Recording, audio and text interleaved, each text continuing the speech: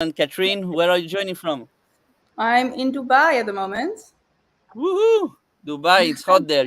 I'm with a Yes, hoodie. Here is I'm with 9 a degrees. t-shirt, enjoying it. Exactly. Freezing and all that. So, um, you guys, whoever is joining, just pop in where you guys are joining from. We are also live on LinkedIn, and we would love just to share this energy that we have on RevOps. And before we even start, I'm super excited because when I think about companies like Microsoft, Amazon, Adobe, HotSuite, they all have um, something in common, and that something is common is Katrine. And Katrine worked a lot in sales ops, and she will be our superstar, our guru in RevOps. Now she runs a consulting company in, obviously, RevOps. The name is Think RevOps, based in London. Katrine, the floor is yours. Tell us more about you and what you prepared for us today. Yeah, thank you, Ramiri. Thank you for having me today. Hello, everyone. So, like Romeo said, I'm Catherine Mandungu. So, I've been in revenue operations for a long time. It's been over 12 years now, working for those companies Romeo just mentioned, but also startups. So, today specifically, in the world of RevOps, we'll be talking about data, right? Better yet, we'll be talking about data commercialization. So, I'll be deep diving into it in a moment, and I will share a slide with you, and we'll go through some fundamentals around it, my thinking around it, and what I've seen out there. It's best practice. Awesome, awesome. So, guys, wherever you have questions, this is a free discussion. So just pop in your questions. We will jump right into it. We want to make it a conversation, but to have a conversation, we need some context. So that's where Katrin will give us a small presentation, and then we will have a discussion on that. Cool. So, Katrin, the floor is yours. You can share the presentation, and meanwhile, we figure out the live stream. Let's do it. Um,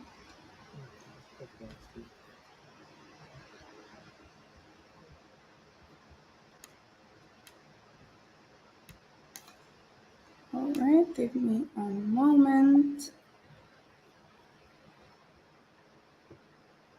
Take your time. All right, I think I got it. Can everyone see this? Can you see this, Romeo? Yes, all good. All good. All right, I might go into slideshow mode. All right, can we see Yeah, this? Still see this? Yeah. Okay, yeah, great. all good. All right, just let me know when we can go. Yeah, feel free Ready? to. Yes, Awesome. rock and roll. All right, so everyone, today we'll be talking about, from data to revenue, how you can unleash your growth potential, right? So, and it's all about data today. So, we already did some introduction, just a couple bits more about myself. So, I'm indeed the founder of Think RevOps. I've been around for just over 3 years, 3.5 years now. I currently worked with startups and scale ups, PE backed. My expertise has always been around customer journey design. Um, More so in the last year or so, I've been very interested in data monetization slash data commercialization, which we'll be talking about today, as well as tech stack and automation, right? And I kind of put one of my favorite slogans in there. It's we are in the people business. So RevOps, we do a lot of techie stuff. We talk about data, we talk about systems, but at the end of the day, we are absolutely a people's business, right? So you can't do anything without the people. So there we go. All right, so let's get to it. So what I wanted to do is I wanted to start with some key stats first. Um, I'll do the first one, 97%. So 97% today represents businesses in the world that are actually investing in data and AI projects, right? So it's quite a lot of us because we're talking about data and we're talking about AI for sure, especially in the last year, much more, right? Mm-hmm. 24%. 24% is actually the businesses in the world globally that are actually, in fact, data driven. Only 24%, right? So most of us are quite not getting it. Yeah. The next one is 77%. Now, 77% are the number of businesses today, and if not, I think it's more, that have data issues, data concern, especially around quality today, that is stopping them, or they believe it's stopping them from actually being data driven today, right? So we mentioned this before. We had a post a couple of weeks ago, and I think today as well, where we posted about it. 72% of leaders today are actually struggling with prioritizing the right metrics and KPIs, right? I mean, there are a lot of SaaS metrics and KPIs out there. And how do you know which one to prioritize? I mean, most of us, we probably try and use all metrics, right, today. um, but we can't quite get it. We almost get analysis paralysis today because we're trying to do absolutely everything when we don't always have to do everything, right? Um, and depending on where we are in terms of the stage of the business, we should be able to prioritize some metrics over the other, or at least get to our MV KPIs, as I call it, so minimum viable KPIs.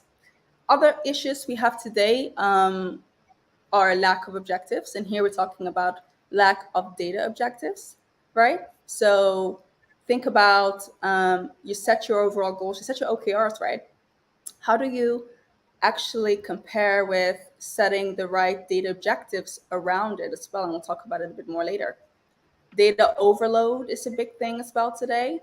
We are accumulating a lot of data, so how do we get to a point where we understand how we can manage the data today, right? Data quality, we just talked about it. Lack of resources, right? Lack of resources can be both from a tech perspective, but also people and skills, right? Having the right skills in place. And then finally, poor data integration is also a big challenge today. And I think most of you can probably relate when you have potentially HubSpot and Salesforce, and then you have SalesLoft. Maybe you also have Zoom Info or Cognizant. But those integrations are always a little bit challenging around getting the right data flow and ensuring that the right data are connected up, right? So we have a lot of challenges today, and these are challenges that are stopping us from becoming data driven. But there is a way of us getting to the next level, right? So there's some work that we have to do, and a lot of businesses are missing this today, right? And this is what I want to talk to you about: data monetization, right? So I don't know how many of you here listening today have ever heard of data monetization. Some folks here who are more on the data side and are interested in the data and geeky stuff, they might have come across it. I surely come across it maybe a couple of years, 3 years ago, and I was really interested in about understanding a bit more of that, right? So really, what is it? So, and you have here on the side, you can probably read that. But it's really about how you can use data, right, in one end, and think about the customer data you have, interactions, engagement. Think about just your funnel today. Any marketing data coming in from your prospects to how you close customers to any data around your customers, right? So how do you take that data and transform it to be much more valuable to you, right? So that in effect that you can use the data into an insight, and that insight actually provides you with potential more revenue streams, right? And that is what data monetization actually means. Yeah, like initially when I heard first time about data monetization, I thought, is this even like GDPR compliant? Like what do we mean by that? Because I always thought it's something like you sell data Mm. to other third parties or anything like that. So that's how you monetize it, yeah. Well, so that is definitely part of it. So actually, my next slide talks about it because we have internal and we have external monetization, right? So the external monetization is what you just talked about. So external Mm. monetization is what if you have the data itself is the product that you might sell to a business, right? Um, Mm-hmm. and of course, with that, you need to look at, are you GDPR compliant, et cetera, right? So that is something that I am currently not touching, but it's indeed part of monetization. What I am talking about today Mm-hmm. is internal monetization, right? It's about the data that flows internally and those insights that you might have around, your go-to-market teams, product development, HR, supply chain management, etc. How to utilize those insights for your internal benefit, right? So, and that part itself really is, called data commercialization, right? So it's the process of taking that data, extracting the value, and then generating some sort of revenue, or maybe we can cut costs, right? Which sounds good too. Mm-hmm. So some of the benefits, these are some of the benefits, but there's a lot of benefits in how you could use data, and especially how you could use the transform data, so the insights, right? So are you going to create new market opportunities, right? How are you going to boost your revenue? Can you increase productivity, also efficiency, really, right? Especially for those here in ops. Can you streamline decision making, right? And especially that we've been talking about it for years and years, right? So data driven decision making. How do we do that, right? But Yeah, also yeah. it At one point, helps you. it was quite trendy. Everybody is doing data decision Yeah, strategies and whatever, but it's a big word for just tracking LinkedIn ads and UTM tracks, right? absolutely. And actually, like when I worked at Adobe, we did have a big initiative, right, around this as well, and it was called DDOM. I guess it's data driven decision making, but we called it DDOM, right? And it was a Okay. big an internal push around that, right, from the head unit in San Francisco up to global, and it was something that still felt a bit fluffy and too high level and strategic, and less, okay, practically what are we actually doing today, right, to be able to get Hmm. there. So yes, there's a lot of benefits for sure in data monetization, or as I call it, data commercialization, because we're only looking at the moment, we're only speaking of internal, right, what's happening internally and how we can use that insight. Hmm. So how do we get those benefits is the question, right? So there's a lot of benefits we just talked about here, but how do we actually get those benefits? A quote that I really like from Jeff Weiner is, data really powers everything that we do, right? And most people do believe this. And as you know, most companies are having those data conversations on a daily basis because they're trying to figure out, how do we get to a place where we're actually getting value from the data today? Because it's always a mess, right? Now, if data really powers everything that we do, then we have to do something, right? First, we have to change the narrative a bit more. And I think most businesses are getting there, but I don't think we're quite there yet, because data is no longer just a byproduct. It shouldn't be an afterthought, right? So most companies, think about startups. Only once they get to a certain stage, then they start thinking about, okay, right, I have data coming in. How are we going to use this data? How are we going to set up our insights, and how are we going to use the insights, right? But even then, it's not a grand plan around that that's super embedded with their business objective, right? So we need to change the narrative from it's a byproduct or afterthought to, actually it's a valuable strategic asset, right? So that means, if that's the case, that from the moment that you're thinking even about your services and product, right, that you're going to be selling into the market, you're also thinking about data. You're also thinking about what data you'll be accumulating as part of that process, and thinking ahead of how you will be able to, create a strategy around that that will get you and set you up for the future, right? So that's where we need to get to, really. I was wondering actually, like, because you mentioned about startups, like, when is it statistically actually making sense to Oh, think about data? Like, how okay, next one. Great. next one. Yes, exactly. So, actually, you tell me, what do you think, right? So, when should a business, a startup, think about, data, commercialization data strategy? When do you start thinking about it? What do you think? At least I can tell you from our experience, like, even if when I was like me and another person running the agency, um, I had HubSpot, and I already started collecting that data because I was thinking always long term. I was thinking, okay, maybe now I'm not doing anything with this, but Yeah. at one point, I have such a good understanding of what these people did in time Hmm. that is crazy, right? So I Yeah. was thinking more about maybe customer journey, or I was thinking more about I could reflect back or I could in a discussion with a customer, I could already know the history that this customer or that this particular prospect had with Yeah. me. Yeah, and what content did they consume, so on and so forth, and I can maybe put it in context. So that's what was my way of thinking. So definitely from point zero, I don't know. Hmm. And I would agree with you. That is the correct answer. Well, actually, most Woo! businesses, you got that right. So, most businesses, they're probably really start thinking of, about it after product market fit, right? At least when they're anywhere here, they really start thinking about, okay, we're having data because now we're accumulating data. What can we do with it? What does it tell us? How are we performing? But actually, if going back to changing the narrative, if it is a valuable strategic asset, then it's as important as the products and services that you're going to be selling. So at the moment you start thinking about that as well around here, around how you're going to go to market, right?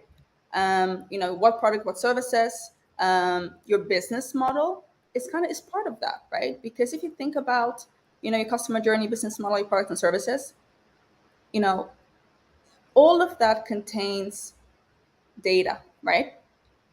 That's Mm-hmm. all information that will help you grow, right? Will help you um, have the right direction in the business, right? So you should really start doing it from the beginning, right? So, and I'm going to take you guys through, at least at high level, because it's quite apprehensive. Sorry, it's comprehensive even. So you need more time, but we're gonna go through a summary of what are the steps you should be taking to be able to kind of get that and really embed a strategy, right? So data strategy, right? So that is a big word that we hear as well, data strategy, and especially you hear more about that in on the enterprise side, right? So large enterprise organization, they're Yeah. always talking about data strategy. Now, unfortunately, even when they're talking about data strategy and it's on their map, they're not necessarily doing a great job of it themselves either, by the way, right? And in fact, I think, in my opinion, startups and scale ups have the advantage, right? Because in big enterprise who started thinking about data much later on in terms of really how am I going to embed this into strategic and operations, they're so far off because processes are so complex. They have so much more, like many more integration systems. They have so much more data as well to have to think about. So actually, as a startup or scale up, you have that advantage that it's not too late. It might be still a challenge, but you can quite quickly get to a place where you have embedded a commercialization strategy into your overall kind of grand plan. So data strategy, it is part of that. So when I say commercialization strategy, it is similar like data strategy, right? But it's just because I'm focusing that in terms of my insights in the organization and how I'm going to use those insights to support my growth, right? Mm-hmm. So data commercialization, I just talked a little bit about this, right? So what it really means is, you have to think about, first of all, understand, your product and service, which you're already doing from the start, right? You are going through your business model, right? How I'm going to sell. You're looking at your customer journey, right? So you're looking at those touch points in terms of how your prospects and customers are going along each and every touch point. And not just your customers, but also internally, the stakeholders, your go-to-market teams, your product teams, how they're involved in that, in that journey, right? So, and along those three, you have to start thinking about what's your data monetization or data commercialization strategy for each part of that. You have to start thinking about what data am I trying to collect here?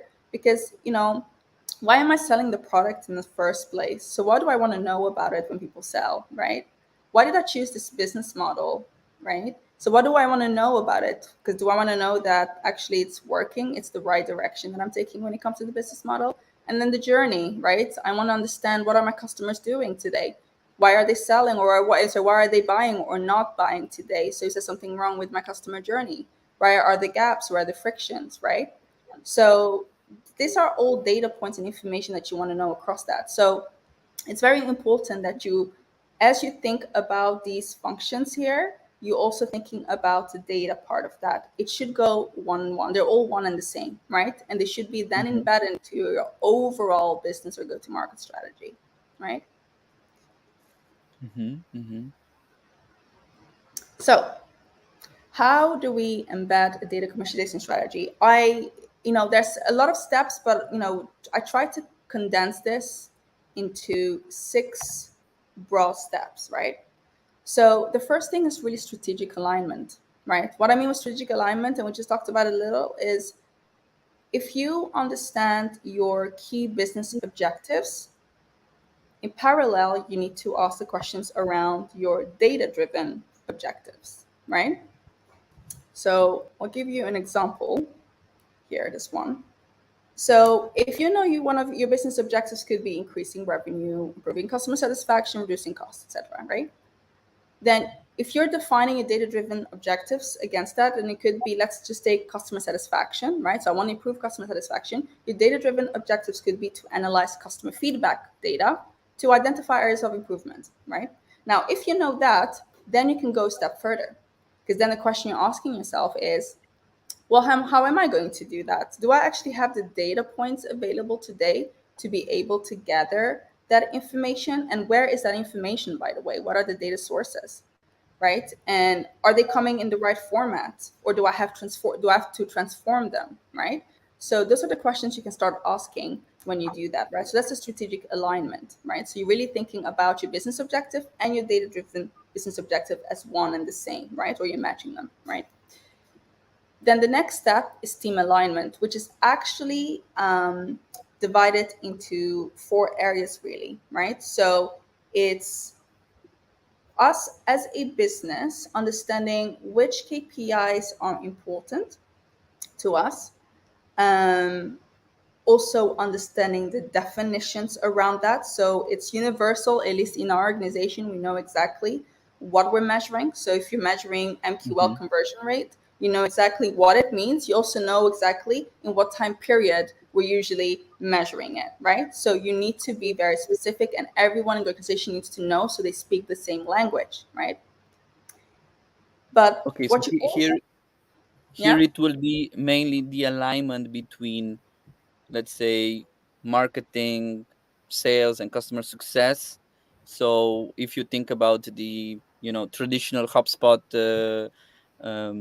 life cycle stages, right? mm, It yeah, would be the handoff from, let's say, how do you measure MQL, XQL, opportunity, customers, so on and so forth, and how do yeah. you do the handoff, right? This is what you mean by this team alignment.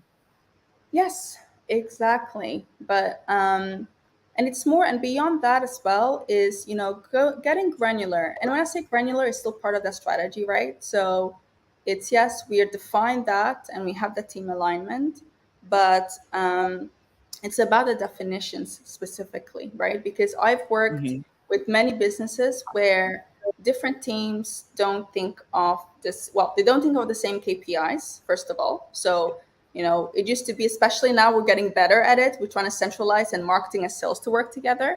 But before, they might have their own KPIs and they don't think that it might link, right? That it's one and Mm-hmm. the same and they have the same goal, right?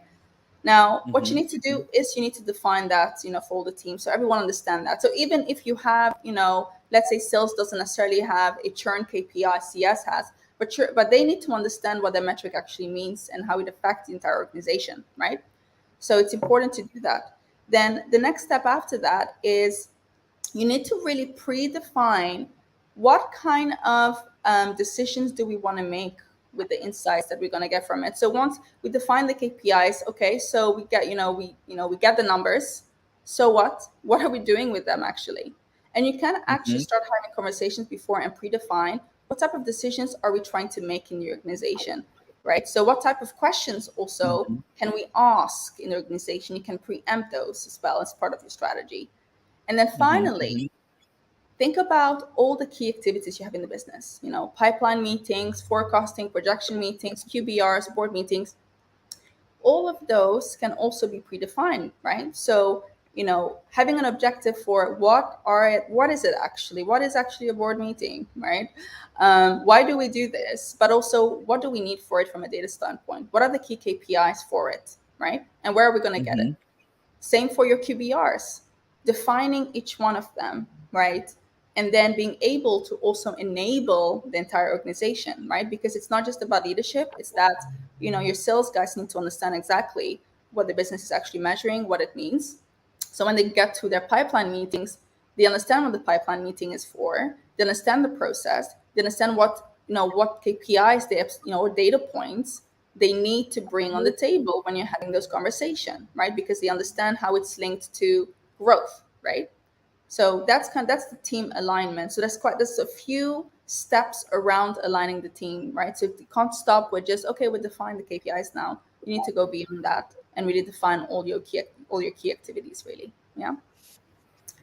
Mhm. Mhm. And then finally, once you got that, then you go into kind of gap analysis and resolution.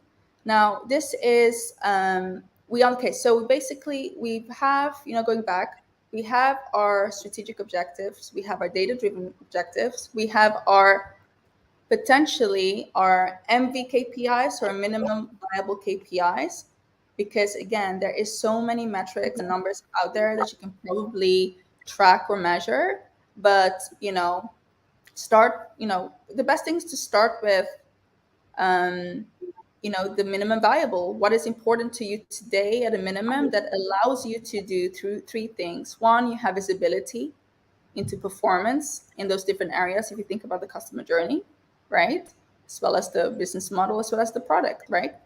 And then two, it allows you to articulate why. Why is it up or why is it down, right? Does it give you enough insights beyond that? Because it's the so what, right? Why is it? Then it can be a compass, right?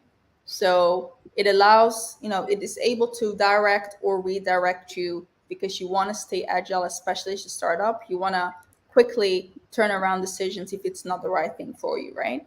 So, and that's very important. Um, so part of that is then understanding with the gap analysis, what data points do I have today already that allows me to do that? And what is the gap?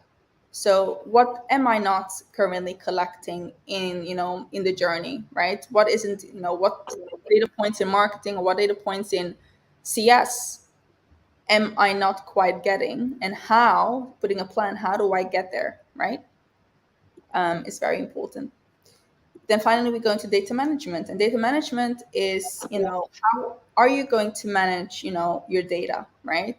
So, and how you're going to centralize that as well, so which is very important. So then finally, then we go into infrastructure and talent.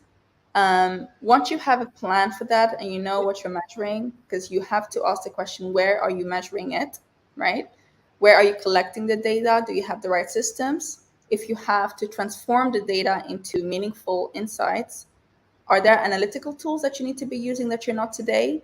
Maybe at the start, what you're doing is you're doing your Excel using pivots and things like that, and you have hopefully someone who is skilled up enough to be able to do that. But at some point, that doesn't cut it, right? You need to think about an infrastructure that allows you to really go fast, right? And later on, we'll talk a little bit about AI as well, and especially AI. It's especially big now, and we talk about it so much more now, is really going to help us accelerate that as well.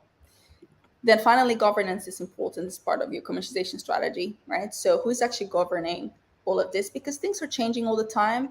Especially if you start up, you probably need to re-review every 6 months, maybe every year is better, right? But you need to get to a central focus point where someone in the organization is can own this and guide and champion this as well in the organization, right? But it doesn't mean that they're the owner and they're only accountable for it, because everyone in the business is accountable for the data that they manage on a day-to-day basis, right? Okay, so where are we now? So we talked a little bit about everything here. So okay, the good stuff, the juicy stuff, right?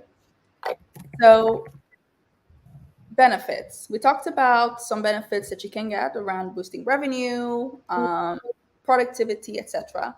But some stats that are actually out there based on organizations actually using insights, becoming data driven and using insights to really help them grow, right? So there are stats out there. There's 20, businesses are more likely to acquire customers. So 23 times more than anyone else who implements this type of kind of insight strategy in the organization. 6 times more is likely to retain customers, right? Mm-hmm. 58% more likely to beat their revenue target, right?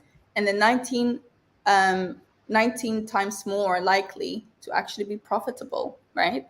So there are proven stats out there of organizations doing that. It's just that it's not enough of us doing it because we're not quite getting to a place where we're setting up the right infrastructure in the organization to be able to do that, right? But it's absolutely possible, but we do need to think about, the data or your insight strategy from the beginning. And if not from the beginning, you think about it now. Do think about how are you going to embed this today with, in your business, in your over grand plan, in your vision, in your business strategy, right? So how do you do that today, and the steps to it for it as well? And I just mentioned a few of those here.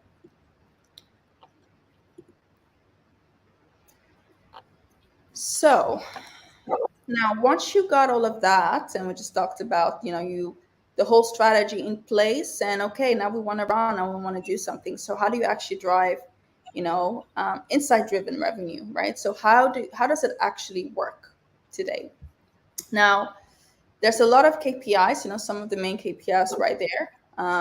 We kind of want to know, like, how do you kind of take that into potentially funnel and then do something with it? And then hopefully it's just raining dollars, right? Or pounds if you're in the UK, right? So how do we actually do that, right? So how do we kind of transform that into revenue?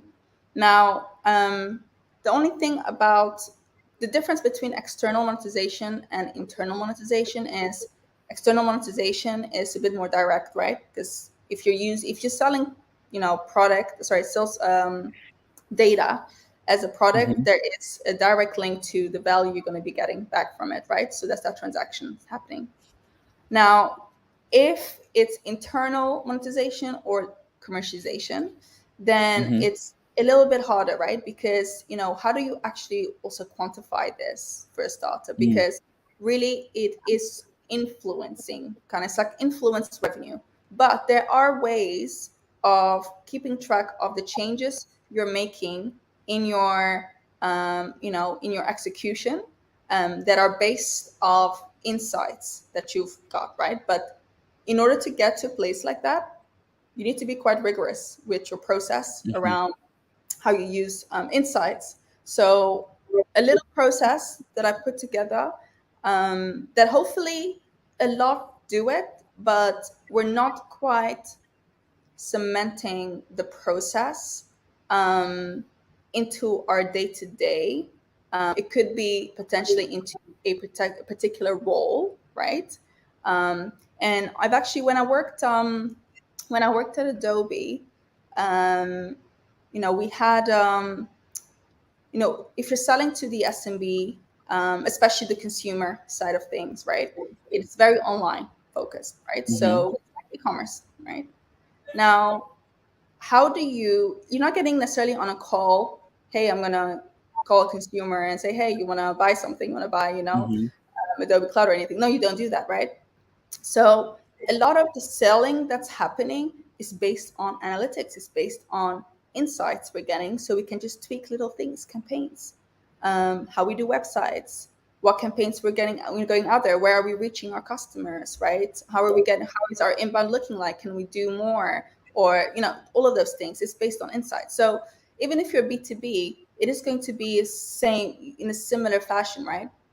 Um, and the handling of insights to drive revenue kind of puts us also in a different realm in terms of roles that potentially could sit there, right?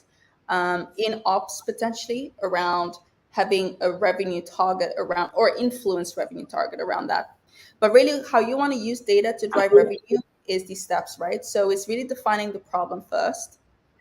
um, and the problem, I mean, so if you have set up your infrastructure to get the right insights, based on that, you define the problem, right? So let's say that the problem is churn, right? So then you want to gather the relevant data around that. You want to analyze that data, right? And understand a bit more about it. So why is churn happening? Where do we see the faults? Is it maybe that actually from the get-go, when we're not onboarding them properly? Is it because they're not just not adopting the product that we're selling to them? Why is that? Are the specific features that are missing? What is it, right? So we're trying to analyze the insights in that way. Then we develop an hypothesis. So based on what we've analyzed, we now have developed an hypothesis around um, what the number is. So they're churning X%, right? Which is above the target that we set ourselves. Um, and we know now also the data is telling us that we're churning because of X, Y, Z, right? So once we got that hypothesis, then we can test the hypothesis as well. So because then it's about, all right, so if we know the issue, what are we currently doing? So we're saying maybe the onboarding is the issue. So are we putting some actions against fixing that today, right? So maybe we need to fix our onboarding process. It's not we're not giving them enough training potentially, right? They're not getting the right support yet. We're not properly closing off onboarding, getting them to the next stage, whatever it may be, right? So we then test the hypothesis and we go out there and we try to execute against it. And then you go back, you iterate and refine, right? So that's how you can kind of use the data to drive revenue. Because what it does is, as long as you have the baseline established around, right, so we know they churned at X, now we know why, and now we know what we can do about it. Once we've actioned them, let's revisit back and understand where our churn now is, right? So is it up and down, right? Is it working what we're doing today? Um, So in a product, right? Like there is a lot of debate nowadays about this idea of adoption versus impact. mm, Because if you think about I don't know, tools like Amplitude or Mixpanel and so on, all these SaaS companies were trying initially to make sure that there is an adoption of the tool, right? And slowly on the adoption, you were making some hypotheses. Okay, if they are using these features or that features, or if they are logging in into the tool quite often, then that's an indication that you are actually using the tool, yeah, rather than focusing on, hey, is the tool uh, making an impact in the business and actually achieving its business goals of why that tool was purchased, right? yeah, So how do you solve that? Because that's a big issue that I see, that adoption is not enough, right? Adoption mhm, doesn't mean you make an impact. Adoption is, maybe they are logging in because I don't know, you screwed up the tool and then the reporting doesn't work, and you're trying to fix it, and you are on the tool all the time to to fix it and have this huge friction. So mhm. versus having an Yeah, impact. yeah, By the and way, that's something with your camera, maybe you can switch it on and off and it will be back. um let's see. but yeah, that's what I see. Yeah, now it's good. Yeah. So what's your take on that, on adoption versus impact, even though it's data, right? Yeah, yeah, for sure. So it's actually interesting you talk about that. And definitely with a few of my clients, this is a hot topic. Now, but we don't necessarily talk about adoption versus impact, is adoption and impact, right? So Mm-hmm. it is part of that entire customer life cycle, right? So which starts with onboarding, right? You close the customer, now we're in the onboarding phase. And onboarding has its own set of steps, and it also needs to be defined what actually means that they're properly onboarded, right? So you need to define that exactly. What are the things that needs to happen, or the customer needs to be able to do for them to say, you know, I'm signing off. This is great. I'm onboarded because the right people are onboarded. I'm able to do certain things in the platform already. It's already useful to me at some sort, right? So you need to figure out what exactly that is. The next Mm-hmm. stage after that, you know, after onboarding, this is where you get into the adoption phase, right? And adoption is about, again, depending on the company, defining exactly what adoption actually mean, right? So adoption goes to they're actually using the tool, um, but indeed, it's not just about their logging in. A logging in is a good indicator, hopefully, at the base, you know, base level. But after that, you have to define exactly, depending on what your platform is, what are they actually doing in the tool, right? Um, you need to understand really what your leading indicators are in the organization for your platform, right? So, what is actually a successful adoption? So define that as well. But again, like you said, it doesn't necessarily mean that you've gone to now they've adopted that, you know, that's value or impact, right? That's the next stage, right? So because you want to get them to adopt, for adopting really means that it's now, you know, embedded and ingrained into their, hopefully their processes, right? First of all. Mm-hmm. Now, beyond that is the impact. Is now it's ingrained or embedded into their processes, into their day to day, are they actually now seeing the value for what they actually bought in the first place, right? Because to start with, during the sales process, we sold them on that impact, right? We sold them on that value. And now it's embedded into their processes. Can they actually see what that is, right? Um, So that would be those, I suppose, identifying those critical events, right? So, an example, when I worked for a B2B SaaS for e-commerces in conversion rate optimization and retention, yeah, one of the critical events was if somebody would generate an RFM model report, right, for their e-commerce. That's like more than an advanced reporting, right, because yeah, it looks at a bunch of yeah, cohort analysis and so on. Then we know that, okay, these guys are mature enough, right? They are using the tool at its maturity.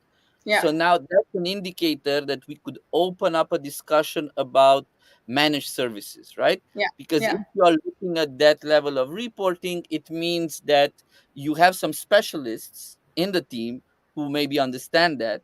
And this is a trigger to have that discussion, right? Could yeah, that be yeah. similar? Yeah, no, I think absolutely. And actually, one of my clients, we did an exercise where we were looking at, you know, we were looking at the platform utilization metrics. And we got to a point where we, you know, speaking of maturity, where we had to divide it into categories, right?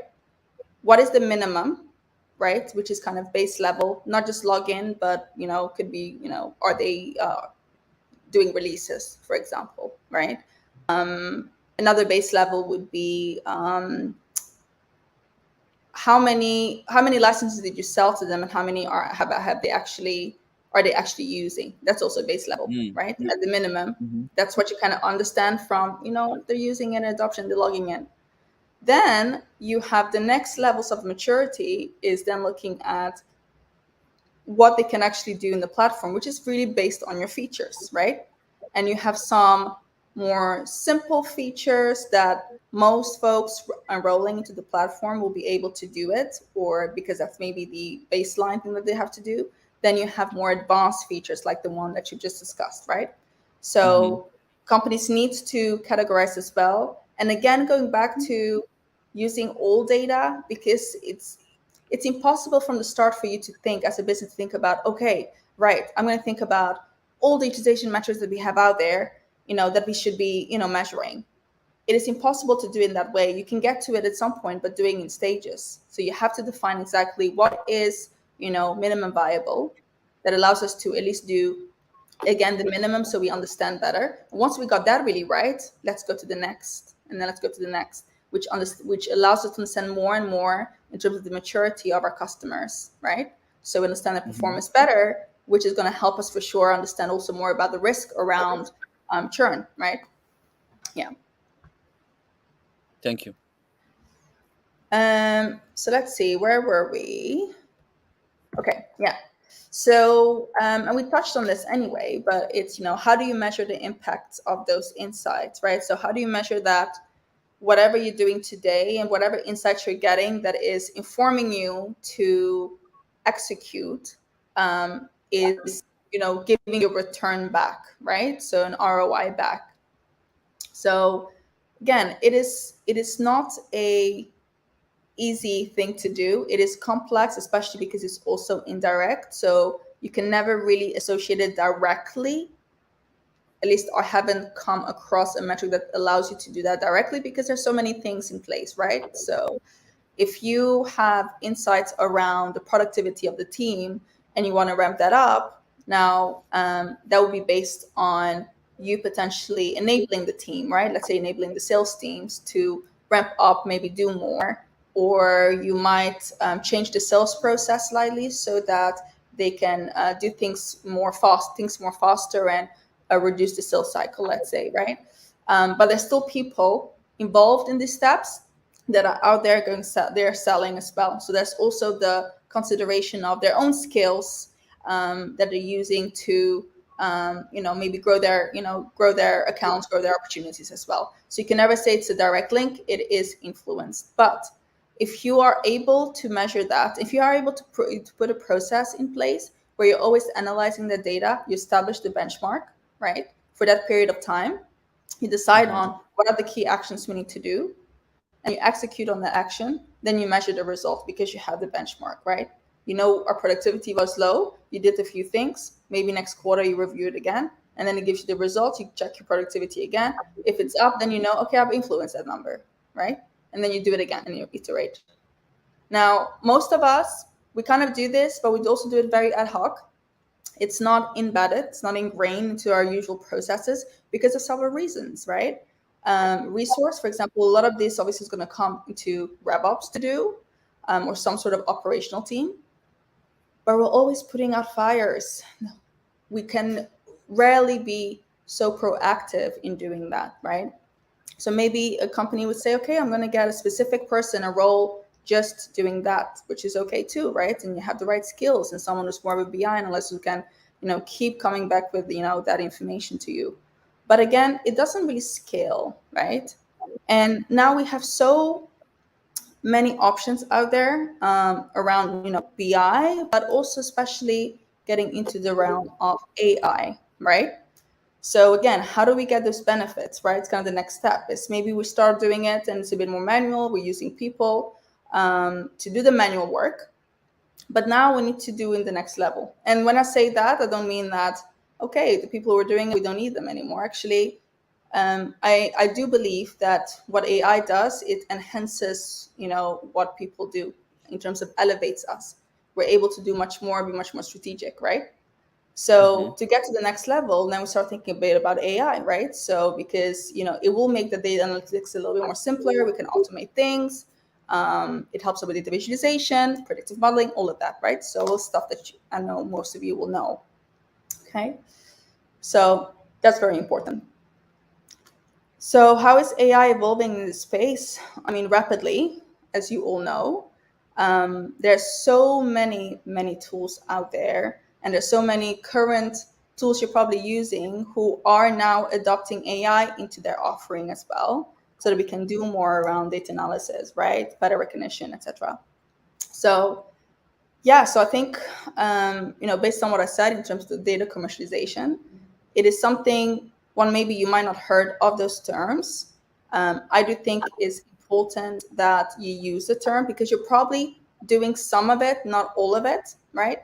So is really embedding the strategy within your business overall business objectives, but using the term because it helps you change the narrative, right? Because if you think of it as um, a very critical and valuable asset in your organization, that also helps you with revenue generation, then maybe all of a sudden you think about it slightly different and it becomes such an important agenda rather than an afterthought, right?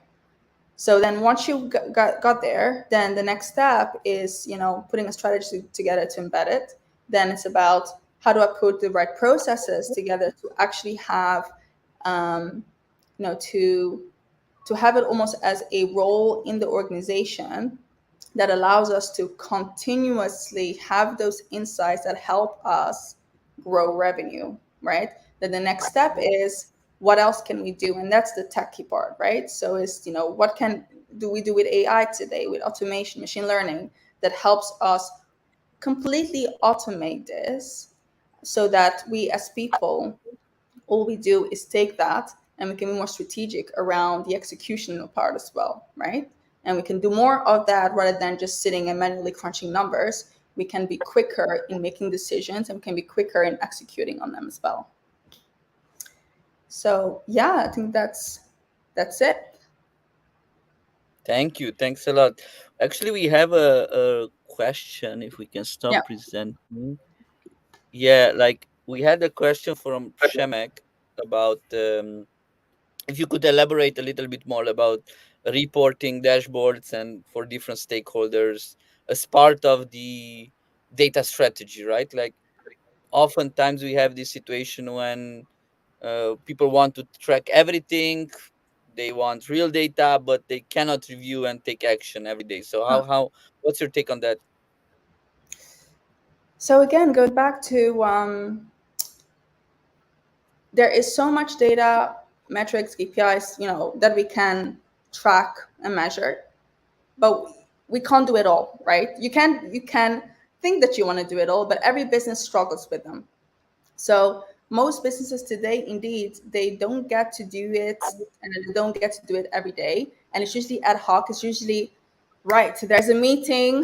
We have a board meeting. Everyone is trying to hustle and get the right numbers. Maybe the board is asking you, an ad hoc question that you didn't prepare for, spanner in the works, and now we need to look for something else, right? So that is why it's important from the get-go to as a business to really set your strategy right around what does the business want to measure, what is again our minimum viable KPIs and measure that we want to measure. That should be something that we can do on a on a regular basis. Everything else sure can be ad hoc, but there needs to be something that you can do on a monthly basis, quarterly, whatever your cadence is, that you should be able to do, right? And it should be something that's doable. And also, if you don't have the right resources, so tech or talent, this is something very important. It should be something that the organization needs to invest in, right? Because if you want to do it Mhm. regularly, otherwise there will be gaps. It's going to be inconsistent. You won't be able to do it continuously, right? So this is a lot of things to think about. But again, going back to the strategy, and it's actually stopping what you're doing now. Um, Maybe not BAU, but I mean like have a stop and think, and speak to the leadership team as a business to then decide, right, how do we move forward from here? Can we get to a better place? And that's very important to do. Awesome. Thanks a lot. So, Katrine, how can people learn more about what you teach, what you learn, what you do? Yeah, sure. So, so my company, thinkrevOps.com. So you can absolutely go on the website. We actually just launched today. The new site is live today. I don't think we officially had a launch post yet. It's been busy, but we're officially live today. Finally, I've been pulling my hair for the last 2 weeks, 3 weeks, just to try and get it out there. But Yeah, please we do all know visit how our it's said. website. Exactly. Please do look at our website. It's changed now because we've grown as a team as well. We have much more offering, but just have a chat with us. You can schedule a call if you want to know more about this. schedule a call with us, and any of us is happy to have a discussion with you. And one of the things about our team, we're always happy to share knowledge, right? I think knowledge should be free. So Mhm. any questions you have, please, reach out to me. Also on LinkedIn, of course, you can find me, and I believe a link is there. Perfect. So there we go. Thank you. Thanks a lot, Katrine. We No, will make sure we will send out the recordings. We will restream it on LinkedIn Live because we had some technical glitch with streaming it. So we will do a restream again. It will be there. We will all would like to thank you and enjoy the sun in Dubai. We envy you, at least here when we have 7 degrees and raining. And we are in touch. Thanks a lot. yeah, will be. Thank you, Romeo. All right. Bye, everyone. Bye bye.